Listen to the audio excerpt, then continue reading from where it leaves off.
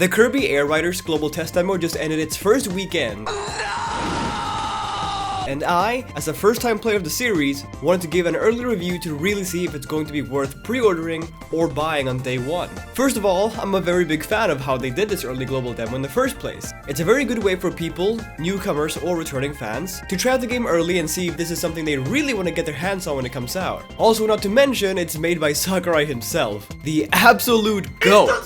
So things can only be positive, right? There's 3 modes plus an additional tutorial tab. And just like the direct say, the game's controls are very simple. The game auto-accelerates for you, and all you need to do is worry about when to take turns and sharply drift. But that does not make the game any less interesting or less enjoyable. This game uses no items, which is unlike the other kart racers, Mario Kart World or Sonic Racing Crossworlds, which I should mention, after playing the game for a while, this game is not like the other kart racers. While it is a racing game, the experience I felt is very different, which initially actually hurt my review. I initially didn't like how the game's top speed was slow, the controls being slippery and barely feeling like there was much strategy to keep a top spot once you got up there. City Trial also didn't hit it for me, as it was just a collectathon for about 1 minute of gameplay at the end. Had I just left it at that, the game had become a 5 out of 10 for me, with beautiful visuals but gameplay that felt subpar and pretty boring. Admittedly, because of skill issue, but the feelings were there. Keep in mind how I said, had I left it at that though.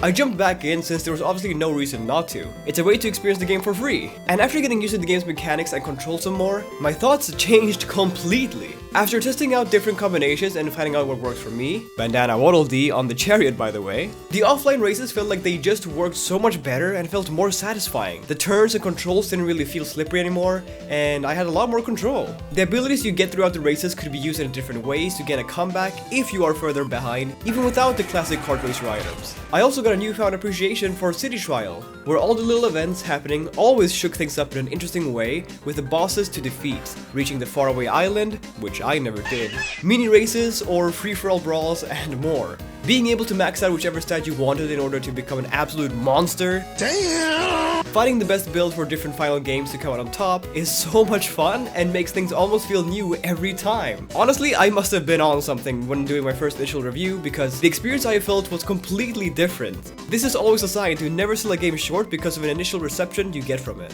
And keep in mind that this demo doesn't have the content that the game has to offer on full release. There's still more modes, more tracks, mechanics to discover, so many quality of life features, more characters, an amazingly good looking menu screen which, honestly, a lot of developers nowadays skimp out on, and so much more. I'm so happy I gave this game another shot at life for me, as my thoughts changed so quickly from an average to very positive.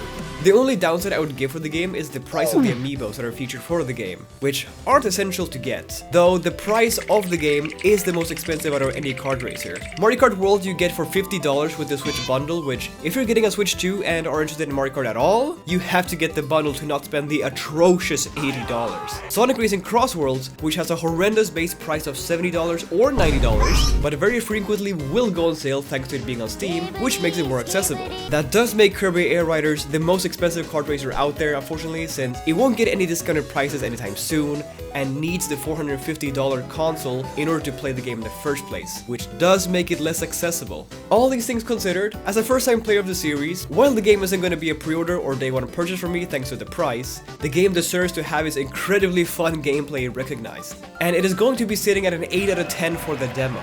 The full game could very well rise up to a 9, or if the stars align, even a 10. But for now, all I can judge is the demo's gameplay and the look of the future full game's features. I just really wish games weren't so expensive nowadays. I would have definitely gone a pre-order right away otherwise. Being a gamer is so expensive now. Anyways, I'm gonna prepare for the next weekend's playtest to get the most out of my time. Have a good one, everybody!